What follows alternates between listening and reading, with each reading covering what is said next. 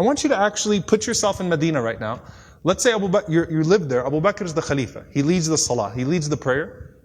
He said every day after Fajr, Abu Bakr radiallahu anhu would go in an opposite direction of his house and he would go deep into the desert. I was very curious. Right? What does he do out there? So Umar radiallahu anhu said, I'd watch him every single day. You go to Salat al-Fajr and then Abu Bakr does not return home. He just walks far away into the desert. So he said, every day I'd wonder, ila ayna yakhruj? Where does he go? Where does he go? Where does he go? He said, one day I said to myself, la atba'anna. That's it. I'm going to go follow him and find out what he's doing. I just can't get over this curiosity of mine. So Umar radiallahu anhu said, I kept the pace from him to where he was at the end of my eyesight, meaning I walked just as far away to where I could still see him. And then he said, I saw him go into this beat up old house.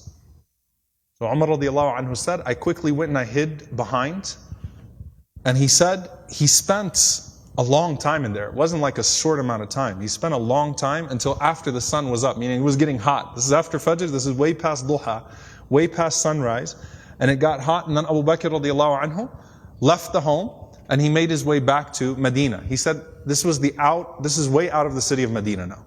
This isn't even the city of Medina right now. Way out of the city of Medina. So Umar radiallahu anhu said, I waited until I could no longer see him, meaning he made his way back to Medina. And Umar radiallahu anhu said, I knocked on the door. Okay? And he said, this woman opened the door. She was elderly, she was frail, she was blind, and there were a bunch of little kids running around. Okay? So I said to her, Assalamu alayki, ma sha'nukum ya amatullah. I said, peace be unto you. What is your situation, O servant of Allah? And she said that I am a blind woman, and I have no one to take care of me, and I also have these orphans with me. You know, and the implication, Allahu Alam, her kids died, left behind, these are her grandchildren, or these were orphans. Somehow, it's her, and it's some orphan children. And she says, I have no one to take care of me, and these orphans. Umar radiallahu anhu said, who is that visitor that comes to you every single day? The answer, she says, I don't know who he is.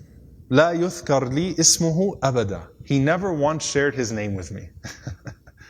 He never bothered to tell me his name.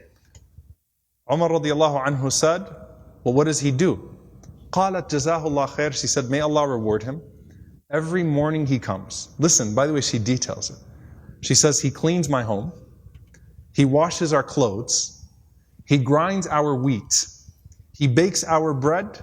He cooks our breakfast. And then he leaves. Subhanallah. Think about that. If this was the only narration we had about Abu Bakr, it's incredible. Seriously.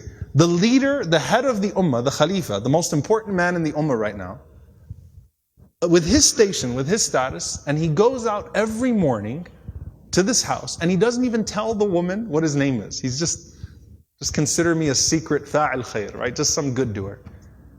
Washes the clothes, cleans the house, grinds the wheat, bakes the bread, cooks the breakfast, and then makes his way back to govern the ummah. That is absolutely incredible. Umar radiallahu ta'ala anhu says, every single day? Like, is this really what he does every single day? She said, every day, may Allah bless him. Umar radiallahu anhu said, do you pay him anything? She said, nothing. Umar radiallahu ta'ala anhu started to cry, and he said, أَتَعَبْتَ الْخُلَفَاءَ بَعْدَكَ يَا أَبَا بَكْرِ. You have exhausted every successor of yours, O Abu Bakr. You've exhausted us. Anyone that comes after you is exhausted.